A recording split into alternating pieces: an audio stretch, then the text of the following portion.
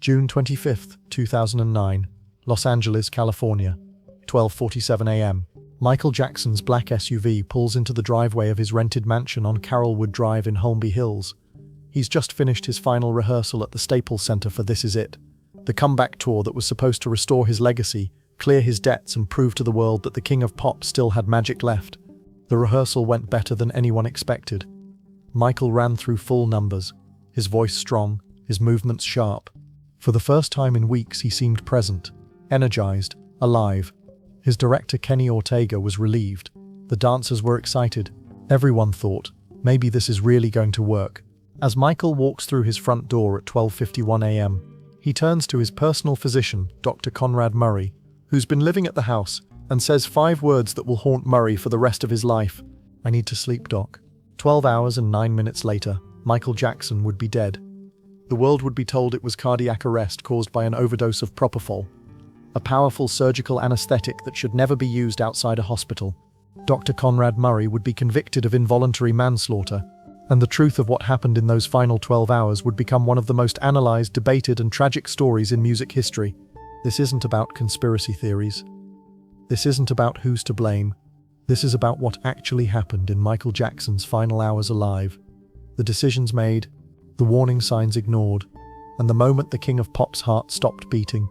To understand Michael Jackson's final 12 hours, you need to understand the pressure he was under on June 24th.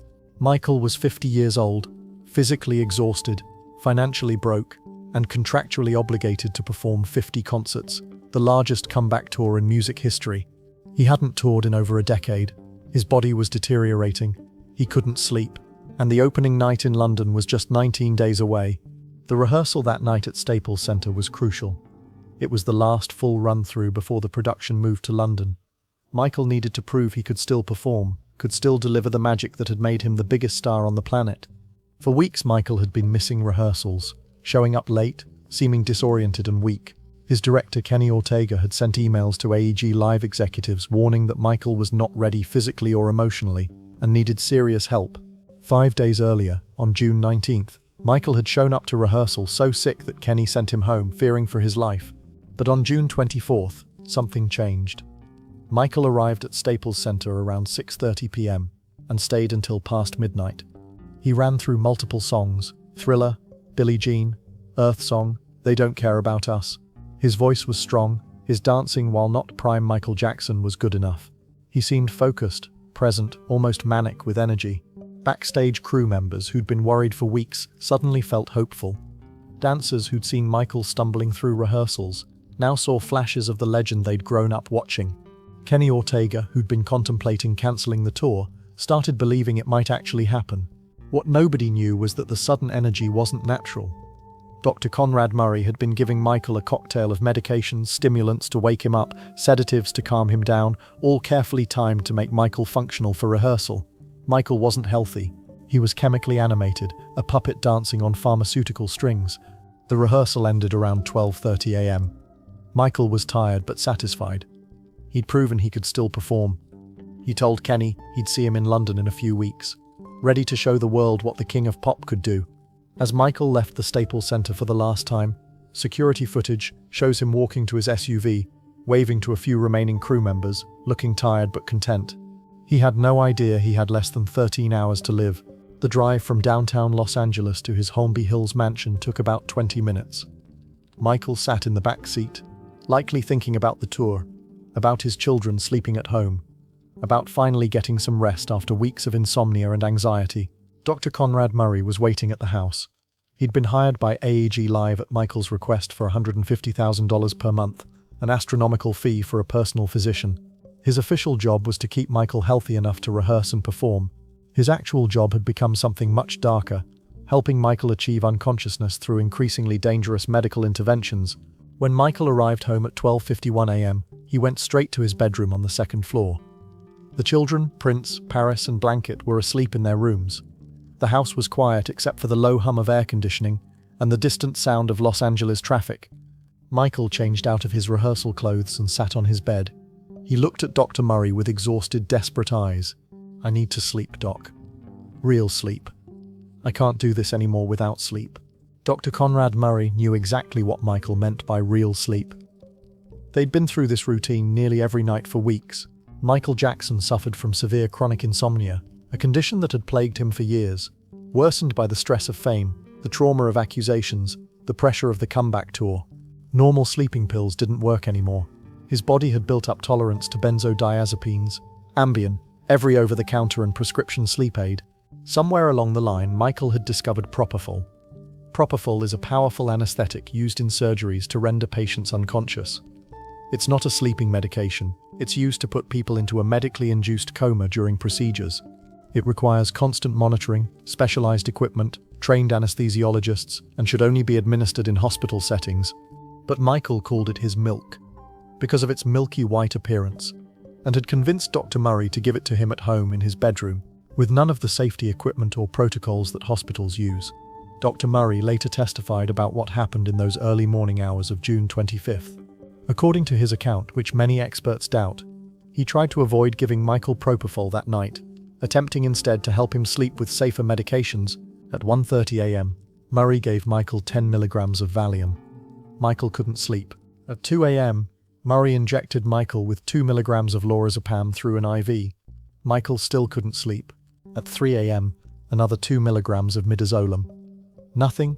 At 5 a.m., another 2 milligrams of lorazepam. Michael was wide awake, anxious, begging for relief. Please. Doc. The milk. It's the only thing that works. I have to sleep. I have to be ready for London. Dr. Murray hesitated. He knew propofol was dangerous. He knew administering it in a home setting was medical malpractice. He knew Michael was developing a dependency that could kill him. But Michael was desperate, and Murray was tired, and the tour was starting in less than 3 weeks. And AEG was paying Murray $150,000 a month, specifically to keep Michael functional. And Michael was begging.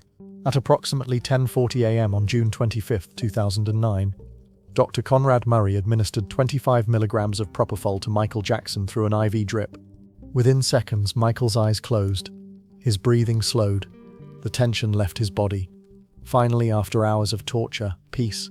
Finally, silence. Finally, escape from the prison of consciousness that had been tormenting him for weeks. But this wasn't sleep. This was medical unconsciousness. And without proper monitoring equipment, without a team of trained professionals, without the safety protocols that hospitals mandate for propofol use, it was a death sentence waiting to happen. Dr. Murray would later claim he stayed by Michael's side, monitoring his breathing and pulse. But phone records tell a different story. Between 11:18 a.m. and 12:05 p.m., Murray made 3 phone calls totaling 47 minutes, including a 32-minute call to his girlfriend in Houston. At some point during those calls, Michael Jackson stopped breathing. His heart stopped beating. His brain stopped receiving oxygen. And the king of pop began to die. Dr. Conrad Murray would later testify that he left Michael's side around 11 a.m. to use the bathroom.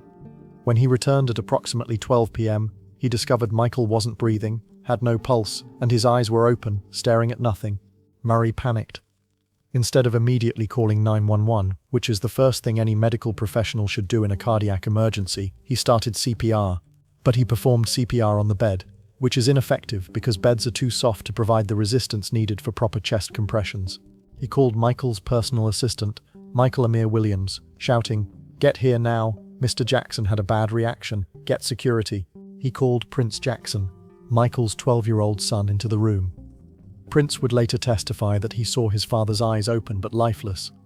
Dr. Murray performing frantic chest compressions, his father not responding. What Murray didn't do for precious minutes that could have saved Michael's life, was call 911. It wasn't until 12:21 p.m., likely 20 minutes or more after Michael stopped breathing, that someone finally dialed 911. The call came from Michael's security guard, not Dr. Murray. The 911 recording is haunting to listen to. The dispatcher asks questions about the patient's condition. The security guard, relaying information from Dr. Murray, sounds confused and frightened.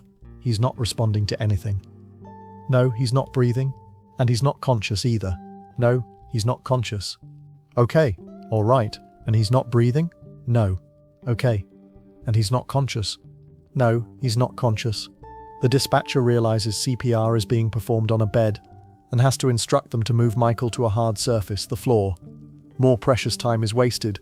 Los Angeles Fire Department paramedics arrived at 12:26 p.m., 5 minutes after the 911 call, but at least 25 minutes after Michael likely stopped breathing.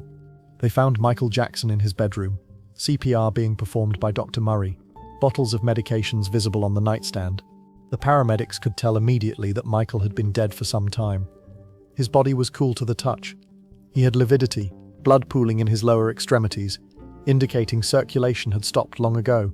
His pupils were dilated and fixed, but Dr. Murray insisted they try to resuscitate. He was adamant, almost frantic. "You have to save him. You have to keep trying." For 42 minutes, paramedics attempted revival.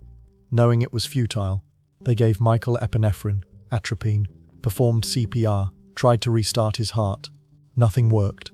Finally, they convinced Dr. Murray they needed to transport Michael to UCLA Medical Center, even though they knew he was already gone.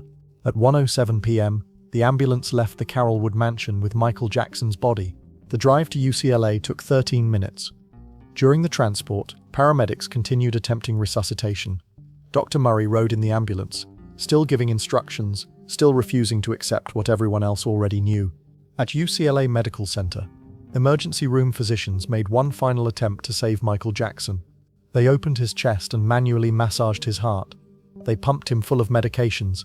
They tried everything modern medicine could offer, but Michael Jackson had been without oxygen for too long. His brain was dead. His heart wouldn't restart. At 2:26 p.m. on June 25, 2009, Michael Jackson was officially pronounced dead. The official cause of death would later be determined as acute propofol intoxication, combined with benzodiazepines. The manner of death, homicide. Dr. Conrad Murray had killed his patient through gross negligence, administering a dangerous anesthetic in an unsafe setting, leaving Michael unmonitored, failing to call 911 promptly, and attempting to cover up his actions. News of Michael Jackson's death broke slowly, then all at once. TMZ reported it first at 2:44 p.m. Pacific Time. "We've just learned Michael Jackson has died." Other news organizations scrambled to confirm. Within minutes, CNN, BBC, every major network interrupted regular programming. At first, people didn't believe it. Michael Jackson dead? The king of pop? It had to be a hoax, a mistake. Fake news. People refreshed their phones obsessively, hoping for a retraction. But the confirmation kept coming. UCLA Medical Center issued a statement. The Jackson family released a message. It was real. Michael Jackson was gone. The world went into shock. Social media crashed from traffic overload. In Los Angeles, crowds spontaneously gathered outside UCLA Medical Center, outside Michael's mansion, outside the Staples Center where just hours earlier he'd been rehearsing. People wept openly, strangers embracing, unable to process the magnitude of the loss. Michael's 3 children, Prince, Paris, and Blanket, were at home when their father died. They were 12, 11, and 7 years old. Catherine Jackson, Michael's mother, had to tell them that Daddy wasn't coming home. Paris screamed and cried. The boys went silent, unable to comprehend. The investigation began immediately. LAPD declared Michael's house a crime scene. Dr. Conrad Murray's behavior was suspicious from the start. The delay in calling 911, the apparent attempt to hide medications, his inconsistent statements to police. Within days, details about the propofol emerged. The public learned that Michael Jackson's personal physician had been giving him surgical anesthesia as a sleep aid, in a bedroom, without proper equipment. The outrage was immediate and intense. Dr. Conrad Murray was charged with involuntary manslaughter in 2010. The trial in 2011 revealed shocking details about Michael's final weeks. The pressure from AEG to keep performing despite obvious health problems. The cocktail of medications Murray was administering. The desperation of a man who just wanted to sleep. Murray was convicted and sentenced to 4 years in prison, serving only 2. The conviction brought some measure of justice but felt hollow. Murray was just one piece of a much larger system that had failed Michael Jackson. This is it. Rehearsal footage was released as a documentary in October 2009. Watching it knowing Michael would be dead within hours is heartbreaking. You can see the talent still there, the magic not quite extinguished, but you can also see the exhaustion, the fragility, the sense of a man running on empty. The documentary made over $260 million worldwide, more than any concert documentary in history. Fans got to see Michael perform one last time, but it was a ghost performing, a loffenend Sid performing, a loffenkintente habel second mortu. Come over, mon over, man all skulk great death job, Told me, Dad. Michael Jackson's death changed nothing and everything. The entertainment industry didn't reform how it treats artists. The pressure, the exploitation, the demand for superhuman performance, it all continues. But Michael's death became a cautionary tale about what happens when we treat human beings as products, when we value performance over personhood. 12 hours. That's all it took for the king of pop to go from a successful rehearsal to a body on a gurney. 12 hours from hope to tragedy. 12 hours from this is it to this is the end. Dr. Conrad Murray administered propofol at 10:40 a.m. Michael Jackson died sometime before noon, and the world lost one of the greatest entertainers who ever lived, because he couldn't do the most basic human thing, sleep. In those final 12 hours, Michael Jackson was still trying, still rehearsing, still pushing, still performing, even when his body was breaking, even when his mind was fracturing, even when sleep became impossible without dangerous medical intervention. He died trying to be Michael Jackson. And maybe that's the saddest part. He couldn't just be Mike, he had to be the king of pop, the greatest entertainer alive, the man who could do 50 concerts at age 50, even though his body was screaming for rest. The final 12 hours of Michael Jackson's life weren't about conspiracy or murder or dramatic tragedy. They were about a tired man who just wanted to sleep, a doctor who made catastrophic decisions, and a system that valued the show more than the person. At 12:47 a.m., Michael Jackson said, "I need to sleep, doc." By 2:26 p.m., he was sleeping forever. If this story made you think about the cost of fame and the importance of human limits, subscribe to Hidden Legend Stories. Leave a comment. Could Michael Jackson's death have been prevented? Who bears the most responsibility, Dr. Murray, AEG, or the system itself? Next time we'll explore another legend whose final hours revealed the tragedy behind the fame. Until then, remember, rest isn't weakness, rest is survival.